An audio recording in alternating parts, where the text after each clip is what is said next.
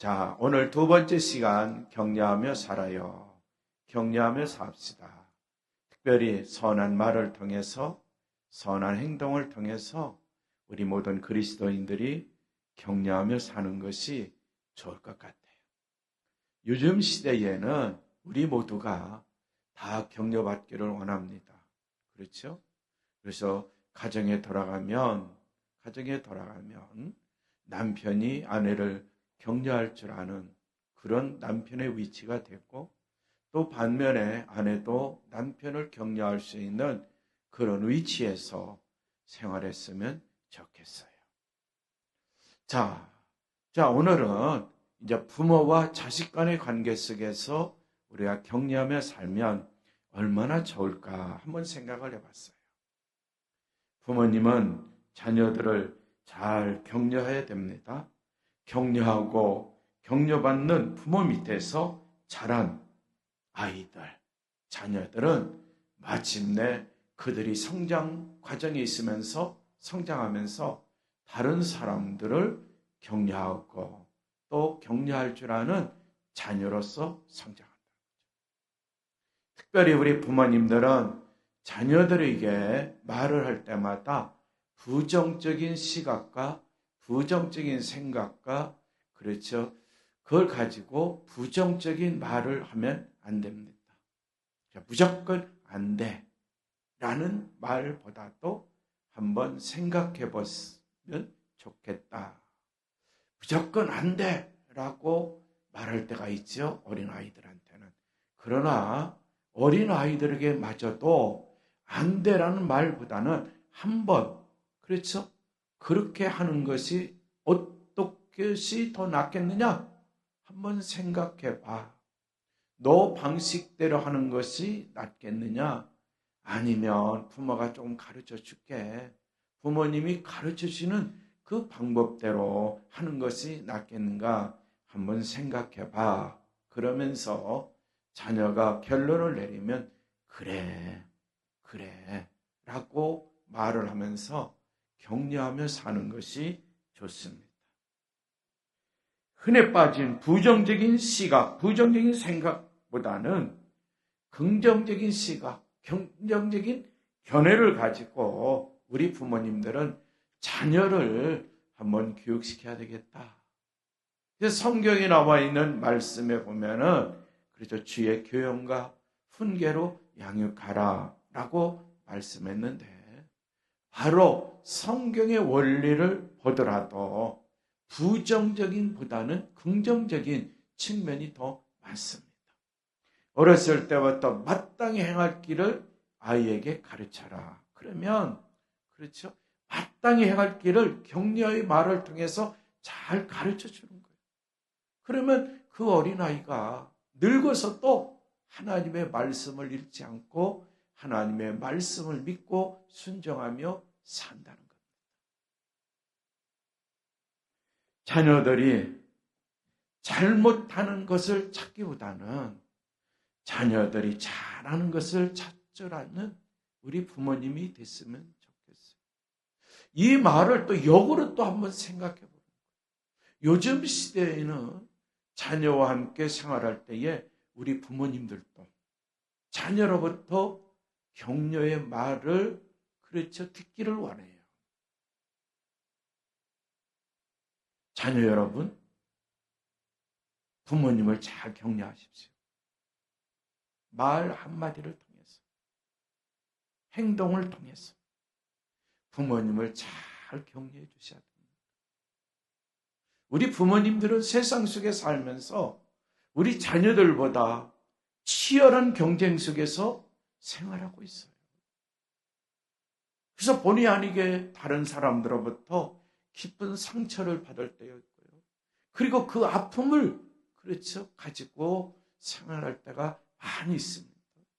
일이 꼬인다든지, 직장에서 조금 좋지 않은 일이 있다든지, 사업이 잘 안 되다든지 등등 여러 가지 면에서 그렇죠. 무엇보다도 우리 자녀들의 격려가 필요한 시대다라고 저는 생각을 하고 있어요. 무조건 부모니까 자녀에게 격려의 말을 하고 격려하며 사세요 라고 요구하기 전에 먼저 우리 자녀들이 성장했다면, 그렇죠? 자녀들이 조금 성장하고 노래를 부를 줄 안다면 이런 노래 정도는 부를 줄 알아야죠. 요즘도 이런 노래를 부르고 있다. 할아버지 힘내세요. 할머니 힘내세요. 우리가 있잖아요. 아버지 힘내세요. 아빠 힘내세요. 어머니 힘내세요. 엄마 힘내세요. 우리가 있잖아요. 이 노래 한마디가 할아버지 할머니를 격려할 수 있고 또 부모님을 격려할 수 있다. 이 한 노래가 사람의 마음을, 그렇죠, 힘을 북돋아 준다는 거죠. 특별히 우리 부모님들은 자녀들을 격려할 때에, 그렇죠, 사랑의 표현을 해야 되는데 사랑의 표현 중에 가장 하기 쉬운 것이 뭔지 아시죠? 함께 하는 것. 두 연인이 사랑한다면, 그렇죠, 연인끼리 사랑한다면 그들은 말이 필요 없어요. 함께 있는 것 자체가 사랑의 표현이에요. 사랑의 표현.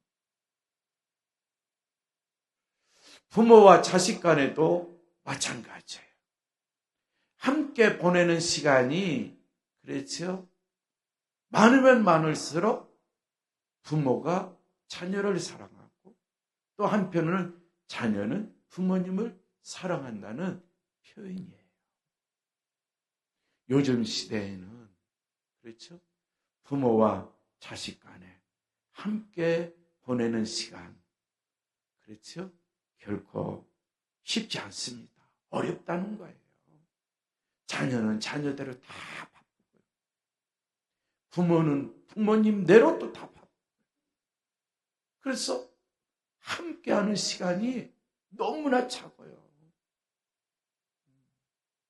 그리고 어떻게 보면 이제 성장한 자녀들은 부모와 함께 있는 것조차도 싫어하는 그런 자녀들이 있어요. 부모와 함께 있는 것을 싫어하는 자녀가 우리 가정에 있다. 만약에 그렇다면 그 잘못이 어디에 있는가? 근본적인 잘못은 부모에게 있다는 걸 우리 부모님들은 깨달으셔야 돼요. 어렸을 때부터 자녀와 함께하는 시간을 만들고 함께하는 시간을 통해서 부모님의 사랑의 표현이라는 것을 자녀들이 인식하게 만들고 또 함께 있으면서 자녀들에게 안 돼! 라는 말보다도 긍정적인 언어 생활을 통해서 자녀들에게 자존감을 높이고 자녀들의 길을 살려주고, 그렇죠, 자녀가 부모님을 바라볼 때에 자녀 입장에서 부모님을 바라볼 때 나는 우리 부모님으로부터 사랑받는 존재, 우리 부모님으로부터 귀한 존재라는 사실을 자녀들이 스스로 깨닫게 해주면 되는데 어렸을 때부터 그렇게 하지 않으면, 그렇죠, 자녀가 성장하면서 부모님보다는 이제는 친구들이 더 좋고, 그렇죠, 부모님보다는 세상의 것이 더 좋고, 그래서 부모님과 함께 하는 시간을 거부하는 경우가 많이 있어요. 어떤 가정이든지 이런 현상은, 그렇죠, 다 나타나요. 그 나타나는 현상이 심하냐 약하냐 그 농도 차이만 있을 뿐이에요. 자녀 양육에서 예전에는 함께 보내는 시간의 양보다 질이 더 중요하다, 그렇게 주장하는 학자들이 예전에는 있었어요. 그런데 그들의 학자들의 주장이 시간이 흐름에 따라서 데이터를 보니까 그건 또 아니다. 무조건 양이든 질이든 따지지 말고 함께 하는 시간을 가져라. 함께 하는 시간을. 어렸을 때, 갓난아이 때는 할 수 없잖아요. 갓난아이는 그렇죠. 어머니와 함께 하는 시간이 많으면 많을수록 정서적으로 안정이 돼요. 두 번째는 이제 엄마가 아니면 필요에 의해서 아빠처럼. 그래서 어린 아이일수록 부모님과 함께하는 시간, 특히 젖먹이들은 엄마와 함께하는 시간을 가질 때에, 그렇죠. 의사 표시는 못하지만 그들이 성장하는 과정에 정서적으로 그리고 마음으로 안정돼서 정서적으로 성장한다는 거죠. 이렇게 털을 닦아 놓으면, 그렇죠. 성장한 후에도 그 아이들은, 자녀들은 부모님과 함께 보내는 시간을 좋아합니다. 근데 요즘에 또 부모님들은 자기 할 일이 많죠. 자기 성장을 위해서, 자기 취미를 위해서, 그렇죠. 자기만을 위한 삶을 살기 위해서. 그래서 억지로 부모님이 자녀들을 띄워놓는 그런 부모님도 가끔 있는데, 사실 그것은 아이들을 격려하고 아이들이 정서적으로 안정되면서 아이들이 세상을 살아갈 때 자신감을 가지고 살도록 하는 데는 조금 마이너스예요. 아무리 우리 부모님들이 바쁘더라도 아이일수록 시간을 많이 투자해서 함께 있는 시간이 좋습니다. 피치 못할 사정이 있죠, 부모님들이. 그럴 때는 이제는 할머니, 할아버지가 대역을 할 수밖에 없어요. 그래서 할머니, 할아버지가 요즘에는 베이비시터 역할을 많이 합니다. 그래도 남보다는 할머니가 낫고 남보다는 할아버지가 낫다는 거예요. 어린아이들 입장에서 보더라도. 자, 부모와 함께 충분히 시간을 보낼 만큼 자기 자신이 가족에서 소중한 존재라는 걸 인식하도록, 그렇죠.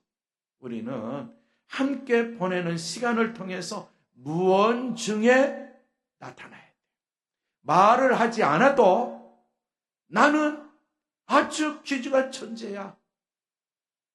부모님과 함께 하면서 나는 아주 소중한 존재라고. 이런 자녀들이 마음속 깊이 생각하며 생활하면 격려의 말 한마디 안 하더라도 부모님과 함께 말없이 그냥 보내도 아이들에게는 격려가 되고 힘이 되는 거예요. 청소년기처럼 자아가 형성되는 중요한 시기에 바로 이런 삶이 우리 부모님에게 꼭 필요하다는 겁니다. 자녀와 함께 시간을 보내는 방법은 아주 다양합니다. 요즘에는. 그렇잖아요. 오히려 부모님이 자녀의 시간에 맞추죠. 요즘에는. 자녀들이 성장합니다. 저도 마찬가지. 우리 집 아이들이 자라면서 어렸을 때는 어린 아이들이 부모님의 시간표에 다 맞춰버렸어요. 휴가를 갔든 여행을 하든, 그래서 극장을 갔든 스포츠를 보러 경기장에 가든 연극을 보러 가든 뭐를 하든, 그렇죠, 외출을 하든 다 부모님의 스케줄, 시간표에 따라서 아이들이 움직여요. 근데 좀 이제 크니까 이제는 자기 나름대로 생각하고 시간표를 만들 줄 아는 그런 성장의 과정이 딱 되니까 이제는 자녀들이 나름대로 이제는 시간표를 만들어. 어쩔 수 없이 이제는 지금은 우리 자녀들은 다 컸으니까, 그래도 다 컸잖아요. 아직 클 날은 많지만 그래도 컸어요. 이제는 우리 부모가 자녀들의 스케줄에 따라 움직이는 거예요. 자녀들의 스케줄. 그래서 지난주일에 휴가 일정을 잡은 것도 제가 사실은 잡은 게 아니에요. 사남매가 그렇죠. 함께 모일 수 있는 시간 만드는 거예요. 그래서 거기에 엄마와 아빠가 참여한 겁니다. 참여한 거예요. 이런 이야기를, 그렇죠? 목사님들 만나서 이야기를 했더니 깜짝 놀라요. 어떻게 사남매가 이제는 청년으로서 생활하는데 어떻게 한 시간을 맞출 수 있고 거기에 부모님이 참여할 수 있는 거죠. 요즘 시대가 그렇다는 거예요. 요즘 시대가. 함께 우리가 6명이 있고 또 반려견이 있으니까 반려견까지 함께 움직이는 거예요. 함께 움직이는 거예요. 함께 생활하고 함께 움직이는 거예요. 제가 생각할 때는 그 자체가 부모에게도 격려가 되고 또 자식에게도 또 격려가 되고 서로가 서로를 격려하며 사는 거예요. 이게 모델이다 그렇게 저는 말하고 싶지는 않아요. 그러나 요즘 시대에 참 바쁜 시대에 이렇게 만드는 것이 그렇죠. 쉽지 않은데 그렇죠. 맞춰 나가면 된다는 거예요. 맞춰 나가면. 그래서 부모님은 이제는 나 중심으로 살지 말고 이제 아이들이 성장했다면 그렇죠. 아이들 자녀 중심으로 한번 삶의 방향을 한번 맞춰보세요. 이거보다도 더 격려하는 일이 없습니다. 그렇죠. 예를 들어서 자녀들이 이야기를 한다. 들어주는 거예요. 부모님의 이야기는 어렸을 때부터 너무 많이 들었어요. 너무 많은 이야기를 들었기 때문에 부모님은 침묵을 지키는 게 좋습니다. 침묵. 그리고 아이들의 이야기를 들어줘. 자녀들의 이야기를 들어줘. 아, 나의 이야기를 부모님이 들어주는구나. 이 자체가 자녀에게는 격려가 되는 거예요. 자녀들이 좋아하는 음식을 함께 만들어가는 거예요. 근데 저는 시골 촌사람이라 이 입맛이 좀 까다로워요. 우리 자녀들이 좋아하는 음식을 먹지 못할 때가 있어요. 그때는 제가 노골적으로 표현을 해요. 왜? 저는 촌에서 태어나서 이 입이 촌에 맞아. 그렇잖아요. 도시 생활을 했죠. 고등학교 때부터. 그래도 어렸을 때 먹던 음식이 지금도 맛있어. 어떤 향료가 들어가서 냄새가 난다? 냄새조차도 싫어. 어떤 냄새가 딱 나면 개보다도 더 예민해. 아, 이게 무슨 냄새지? 아빠 싫어해. 자꾸 이야기를 하니까 자녀들은 알아. 그러나 내가 싫다고 자녀들이 먹고 싶은 음식을 먹지 말라고 그렇게 하지는 않아요. 너희들 먹고 싶은 건 먹어. 그러나 아빠는 다른 걸 먹는 것이 좋겠어. 그래서 그러면 자녀들은 또 아빠의 입맛을 맞춰줍니다. 네, 먹고 싶은 거 아빠 잡수세요. 우리는 이게 맛있어요. 음식을 나누는 삶을 통해서 또 서로 격려하는 거예요. 더 나아가서 자녀들이 음식을 만들어서 부모님을 대접하겠다 그랬을 때는 함께 그 일에 참여를 하는 거예요. 그러면서 맛있게 먹어주면 얼마나 좋겠어요? 네. 그렇지 않아요? 저는 그렇게 먹지 못한 것이 하나의 흠이에요. 우리 성도 여러분도 아실 거예요. 예전에 음식장에 가면 신방에 음식장 하면 목사님이 싫어하는 음식 뭐 다 알고 있어요. 그리고 저는 누가 대접한다 하면 모든 걸 생각을 해요. 그렇죠? 모든 것까지 생각해서 가장 저렴하고 가장 맛있는 음식, 제 입맛에 가장 맛있는 음식을 선택을 딱 해버려요. 더 비싼 곳을 가자? 그거 비싼 것을 먹어도 그래서 맛이 그렇죠. 좋지 않으면 그래요. 싸더라도 제 입맛에 맞는 거 선택해서 함께 음식을 나누면 그보다 더 기쁨이 없어요. 근데 자녀들이 음식을 만들어 함께 참여해. 그 음식을 함께 나누며 살아. 그렇죠. 부모님도 잘 잡수시고 자녀들도 잘 먹고 화기애애한데 그러면 그 자체가 부모님이 자녀를 격려하는 삶이에요. 자녀가 어떤 일에 실패했을 때 가끔 있잖아요. 자녀들이 성장하는 과정에 실패가 나타났을 때 우리 부모님들은 어떻게 하는 것이 자녀를 격려할 수 있을까 생각해 보셨습니까? 실패했을 때 그렇지 너는 예전부터 나의 말을 듣지 않더니 결국에는 실패로 끝났구나. 그렇게 말하는 부모님도 있을 것이고 자녀들이 실패해서 낙심 가운데 절망 가운데 누군가의 위로와 격려에 필요한 상태에 있을 때 우리 부모님들이 그 자녀의 상황을 알았다면 어떻게 대처하는 것이 좋을까? 한번 그건 생각해 보세요. 다 환경에 따라, 사건에 따라, 일의 처지에 따라 다를 수 있어요. 그러나 한 가지 공통점은 자녀들이 어떤 일에 실패했을 때 그때도 마찬가지로 침묵을 지키는 것이 자녀에게는 큰 위로가 되고 격려가 돼요. 다시 말씀드리면 인내하면서 기다리는 거예요. 자녀가 부모님 곁으로 올 때까지 인내하며 기다리는 거예요.